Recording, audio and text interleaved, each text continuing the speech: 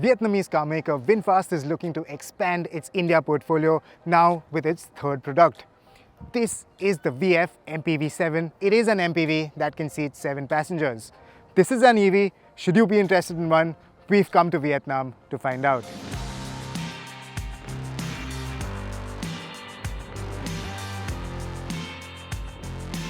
As far as road presence goes, the VF MPV7 does a great job.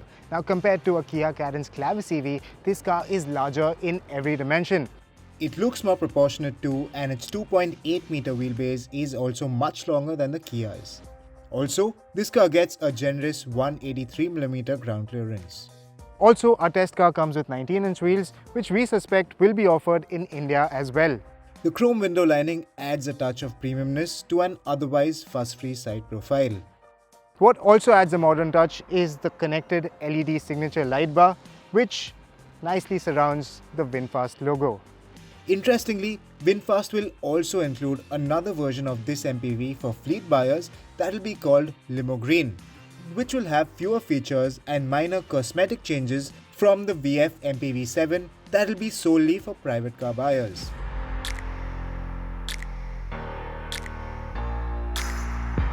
Like its siblings the VF6 and VF7, even the VF MPV7 adopts a minimalist design theme. The functional design theme lacks the Kia Clavis EV-like sense of occasion, and the cabin doesn't feel as inviting either. On the inside, all your functions are relegated to this 10.1-inch screen. Right from the speedometer to the AC controls, regen settings to the drive modes, you will have to rely on the screen for every function.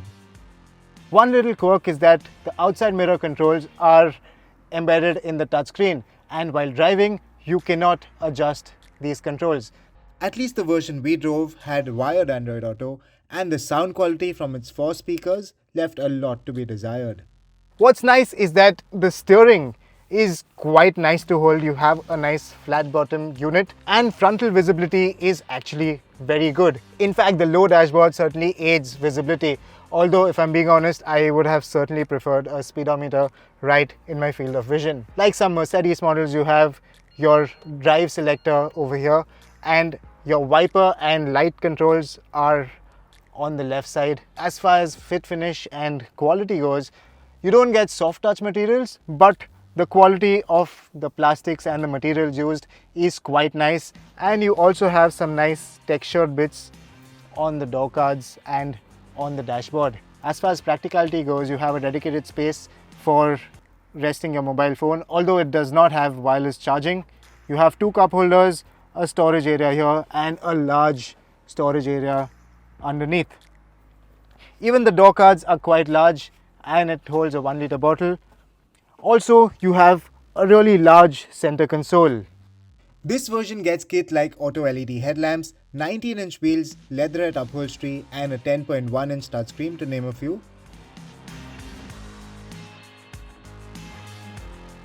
However, some might miss kit like a sunroof, ventilated and powered front seats, sunshades, instrument cluster, among others, which the competition offers.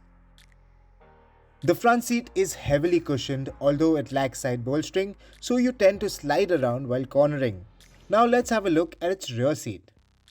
Now the first thing you notice is that you're seated quite high in an almost theatre-like position. You're seated much higher than the front row, and as a result, visibility all around is very good. Now the seat base is quite short, but the cushioning is very generous. In fact, it's a bit too generous, especially in the thigh support region, and as a result, the cushioning could feel a bit intrusive. Headroom is quite good, legroom is also very good. To enhance comfort though, you can recline the backrest to a very comfortable angle, and you also have the option to slide the seat forward or back if there's no one seated at the back. One more thing is that the car is wide enough to accommodate 3 abreast, and you also get a completely flat floor. But the seat itself is quite narrow. It doesn't extend all the way till the door, and as a result, the outer passengers might not have adequate support. You get dedicated air vents out here, and you also have a USB-A and a USB-C charging port.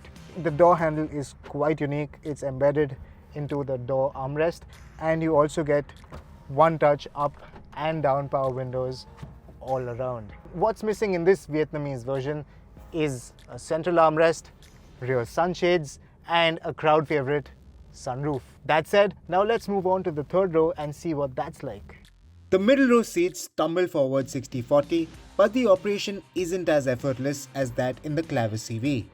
Now, as you can see, the space in the third row is not too bad at all. The middle row is set to my seating position and I still have enough knee room, and foot room in fact is plenty. That is thanks to a step-like floor which in fact frees up a lot of foot space beneath the middle row. The backrest currently is in its most reclined position, but you can in fact get it forward should you have more luggage in the boot. And speaking of boot space, the VF MPV7's luggage carrying capacity seems comparable to a Kia Carens Clavis EV, at least on first impression.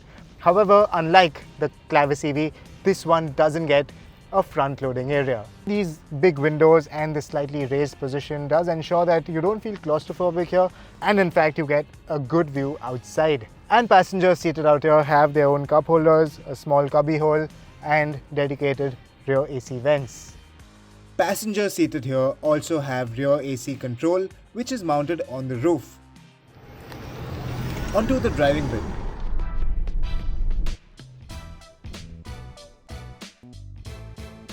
First things first, the MPV7 will draw energy from a 60 kWh battery which powers a 204 horsepower electric motor that drives the front wheels. So first impressions, it's quite smooth, the power delivery is quite predictable, and it builds speed quite nicely. Acceleration doesn't feel overwhelming and it won't pin you to your seat.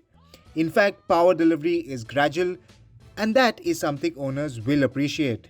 Still, if you insist, it will sprint to 100 km per hour from a standstill in under 10 seconds.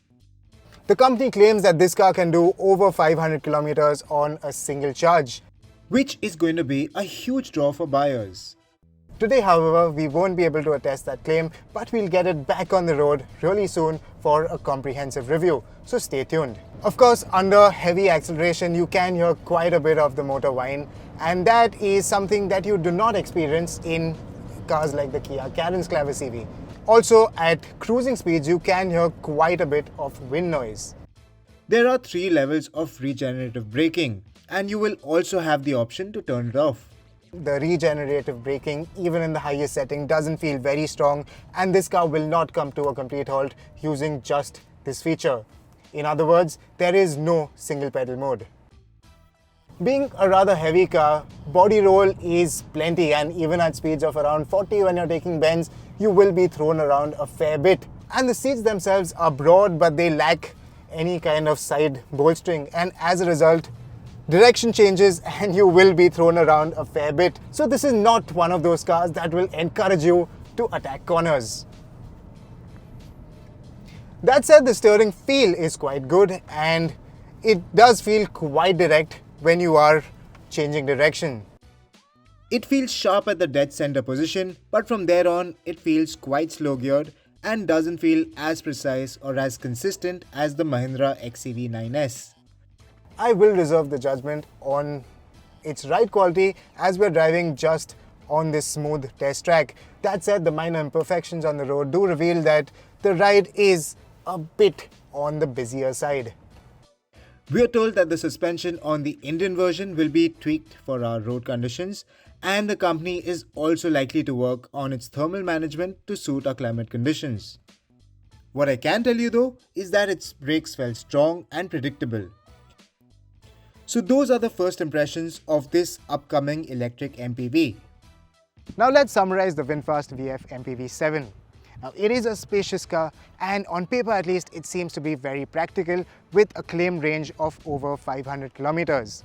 Performance, just like how you'd expect from an EV, is smooth, and even as far as practicality goes, like 183 mm of ground clearance and a decent sized boot, this car comes across as a sensible buy. However, this Vietnamese version does miss out quite a few goodies that we've come to expect. At the time of filming this review, we don't have the prices yet, but if Vinfast can somehow manage to price it between the ICE-based Ertiga and the Kia Carens Clavis EV, now that is a sweet spot that'll make the Vinfast VF MPV7 really hard to ignore.